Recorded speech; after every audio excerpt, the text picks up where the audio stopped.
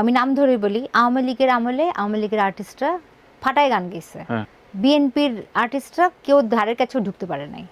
কারণ কি, কেউ একজন বিএনপি নিয়ে কথা বলছে, সে এখন সব চ্যানেল থেকে বয়কট, কারণ বিএনপি করে। এখন আবার সব বিএনপির আর্টিস্টরা গান গাবে। আমার যেমন দল করতে হয় না, আমি হিন্দু, এটাই যথেষ্ট। আমি শুনলাম একজন ডিরেক্টর বলেছেন যে ও তো হিন্দু, ওকে কাজে নেওয়া যাবে না। কাজে নেওয়া যাবে না? না। ও সো এটা কেমন না? আগে যেমন বছরে 4-5টা আমার ব্র্যান্ডেড ব্যাগ কিনতে হতো, একটা লুই ভিতন, একটা গুচি, একটা প্রাডা, না কিনলে হতো না। এখন মনে হয় যে এগুলো আসলে কিছুই না, একেবারে অর্থহীন।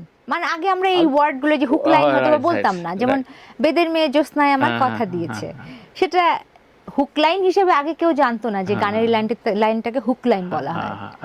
নতুন নতুন নাম হয়েছে আসলে।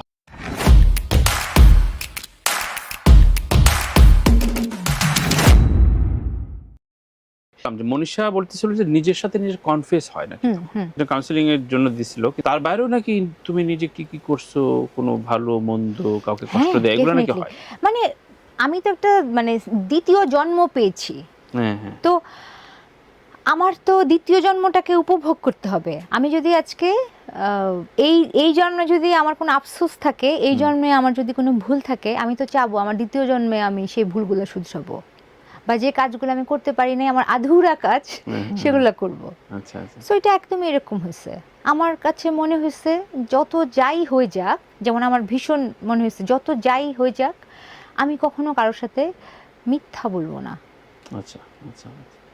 আর নিজের একটা বাকেট লিস্ট নাকি তৈরি হয়? অনেক থাকে, এবং আমার মনে হয় যে আমার কাছে মনে হয়েছে আমি যতদিন বাঁচবো এরপরে আমি একটা অনেস্টি নিয়ে কাউকে দুঃখ দিব না, কাউকে মিথ্যা বলবো না, একটা অনেস্টি নিয়ে বাঁচবো, যে কাজগুলো আসলে আমাদেরকে প্রতিনিয়ত করতে হয়। আচ্ছা আচ্ছা। এবং সেভাবে ঠিকঠাক বাঁচা যায়, মানে খুব আনন্দ ডেফিনেটলি যায়। সেটা everything is depending on you, আপনার চাহিদা কতটুকু। আমার চাহিদাটা সীমিত হয়েছে ক্যান্সারের পরে। আগে যেমন বছরে 4-5টা আমার ব্র্যান্ডেড ব্যাগ কিনতে হতো, একটা লুই ভিতন, একটা গুচি, একটা প্রাডা, না কিনলে হতো না। এখন মনে হয় যে এগুলো আসলে কিছুই না, একেবারে অর্থহীন। আমি আজকে আমার কথা মানুষ শুনবে, এই যে আপনি তানভীর ভাই এত দারুণ একটা মানুষ আমাকে ডেকেছেন কথা বলতে, এটা তো আসলে ভালোবাসা। এর থেকে বড় পাওয়া তো আমার একটা গুচির ব্যাগ হবে না। সো নতুন একটা উপলব্ধি তৈরি হয় না? ডেফিনেটলি। আচ্ছা আচ্ছা আচ্ছা।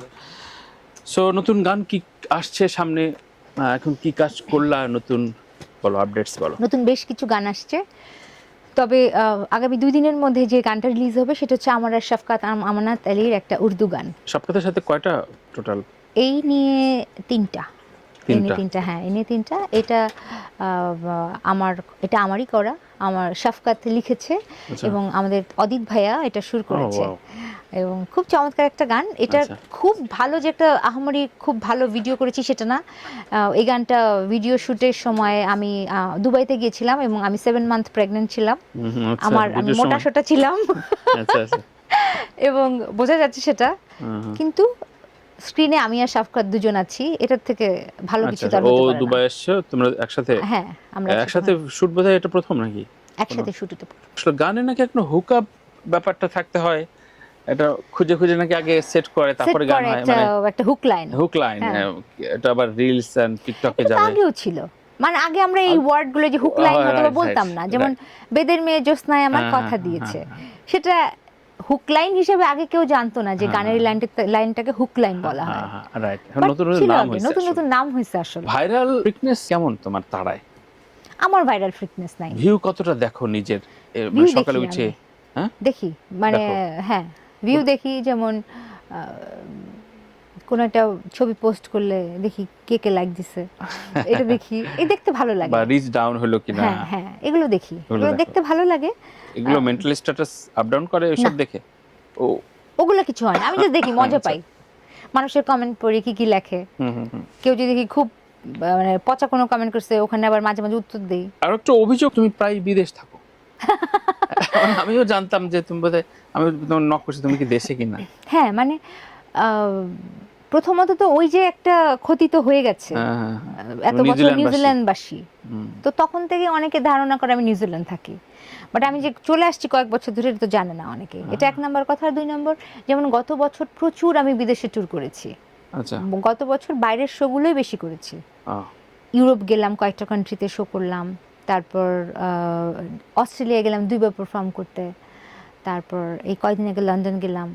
সো মানুষ তো সবকিছু দেখে সোশ্যাল মিডিয়াতে, এরকম ভাবে হয়তো বা যে আমি বাইরে দেশের বাইরে যে এসে কাজ করাতে তোমার কোনো সমস্যা হচ্ছে না?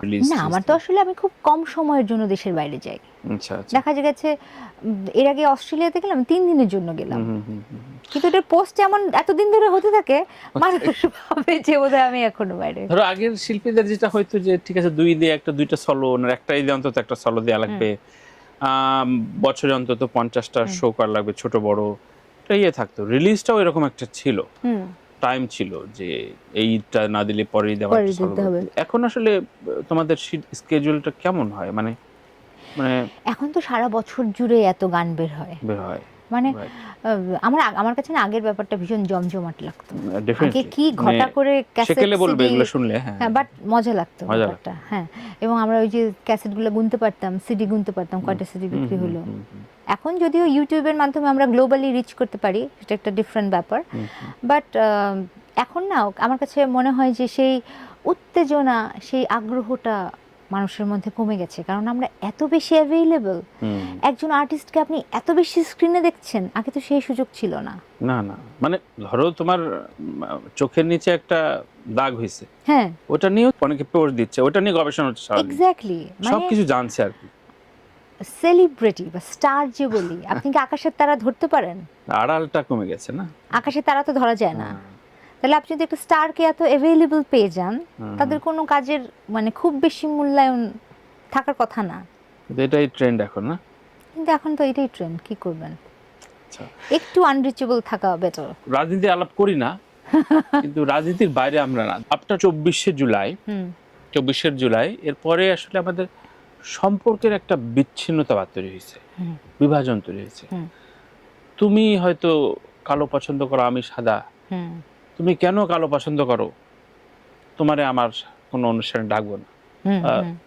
তোমার হয়তো গত বছর তুমি একসাথে কোথাও হাসতাম, এখন হাসছি না। হ্যাঁ, বিশাল বিভাজন তৈরি হয়েছে। তো আমি ফিল করছি, আমি জানি না তোমার ক্ষেত্রে, তোমাদের ক্ষেত্রে এটা হয় কিনা, হচ্ছে কিনা। এটা তো দেখেন, পলিটিক্যাল যখন একটা রেভলিউশন যদি বলি হয় বা এরকম কিছু, তখন কিন্তু আর্টিস্টরা ভীষণভাবে সাফার করে।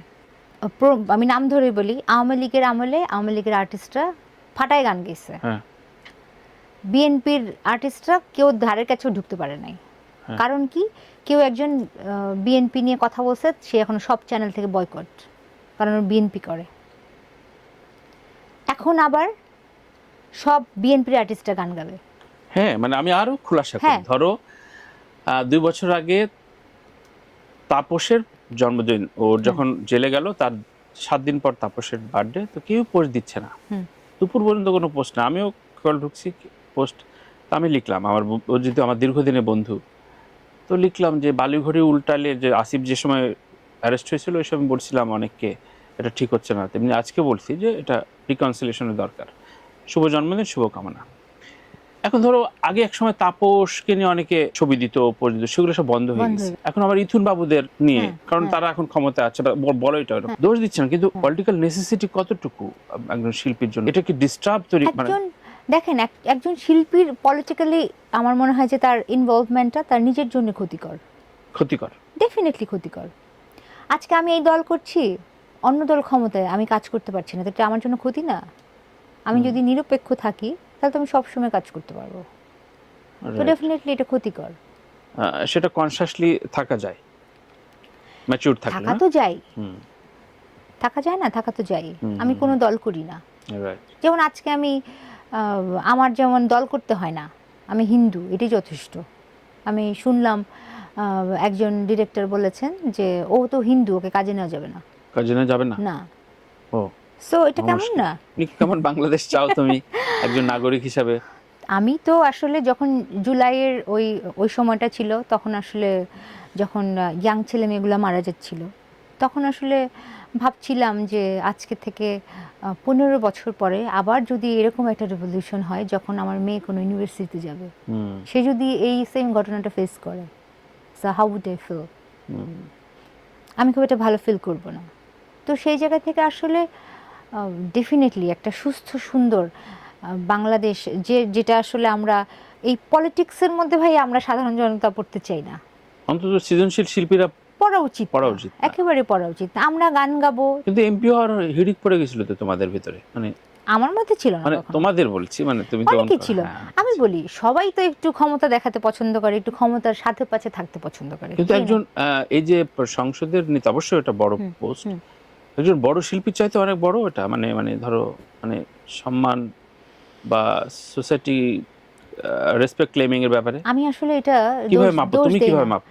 আমি এটা দোষ দেই না, কারণ আমরা তো কেউ মানে শিল্পী অবস্থায় সেই সম্মানটা পাই না। আচ্ছা, আজকে যদি আমরা শিল্পী অবস্থায় সেই বিশাল আশা ভোসলে, লতা মঙ্গেশকর এদের মতো সম্মান পাইতাম, তাহলে কি আমরা সংসদ সদস্য হওয়ার জন্য দৌড়াইতাম? সো ওইটা পূরণের জন্য ওইটা, হ্যাঁ, কে কে বা ফেমাস হতে না চায়? ক্ষমতা চায়, ফেমাস হতে চায়, টাকা চায়। সেটা যদি গান গেয়ে মানে পূরণ হতো, তাহলে তো আর ওখানে যাওয়ার দরকার ছিল না। সো তোমার জীবনের সাফল্য বলো একটা, মানে সাফল্য এবং সার্থকতা কোনটা, যদি একটা ঘটনার কথা উল্লেখ করে বলা হয় যে এই কারণে মনে হয়েছে যে আমার জীবন সার্থক? আচ্ছা, আমার জীবন এই জন্য সার্থক, আমি দিন শেষে যখন ঘুমাতে যাই, আমার কাছে মনে হয় আমি শান্তিতে আছি।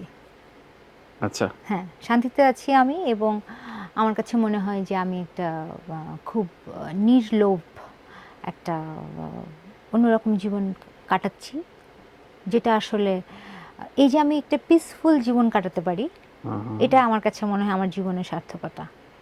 এবং এটা অনেক ম্যাচুরিটির অর্জন তোমার, বলছো? ডেফিনেটলি এটা অভিজ্ঞতার বড় সার্থকতা আমার কিছু নাই। আমি যখন যাই, আমার যখন অডিয়েন্সের, আমি যেমন খুব কম মানুষের ভালোবাসা পেয়েছি, বাট যে ভালোবাসাটা পেয়েছি সেটা ভীষণ পিওর। তাদের মধ্যে কোনো, যাদের ভালোবাসা আমি পেয়েছি সেটা পুরোটাই খুব পিওর। সো ওই 100 জনের ভুলভাল ভালোবাসা পাওয়ার থেকে 2-3 জনের পিওর ভালোবাসা পাওয়াটা খুব বেশি ইম্পর্টেন্ট, এবং আম সো লাকি যে আমি এটা পেয়েছি। আর আমার কন্যা তো আছে, it is a luck for me. Life is beautiful, life is beautiful, and I have zero regret for everything. Wow, আর কি লাগে।